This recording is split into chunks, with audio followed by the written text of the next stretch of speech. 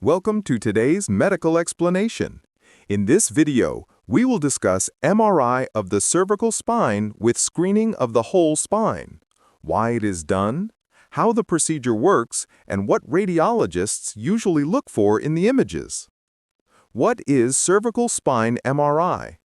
MRI of the cervical spine is a detailed imaging test that uses a strong magnetic field and radio waves to visualize the neck region and spinal cord. It helps detect disc problems, nerve compression, spinal canal narrowing, trauma, infection, and spinal tumors. Why screening whole spine?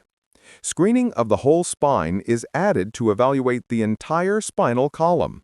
This helps detect long segment pathologies such as multiple disc lesions, metastatic spread, spinal infections, or congenital abnormalities. It provides a quick overview to ensure no important region is missed. Indications: persistent neck pain, radiating pain to arms, numbness, tingling, or weakness, suspected disc herniation, trauma or whiplash injury, suspected spinal cord compression, infection, tumor, or metastasis, cancer follow-up screening. Preparation and positioning. The patient lies supine on the MRI table. The head is placed inside the neck coil. Movement must be strictly avoided to maintain image clarity. For whole spine screening, the table automatically moves to cover cervical, thoracic, and lumbar regions. MRI sequences.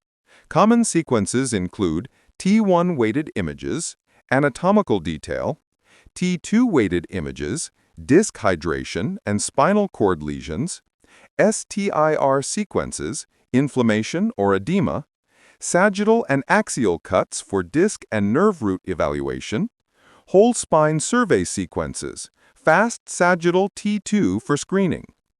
What radiologists look for?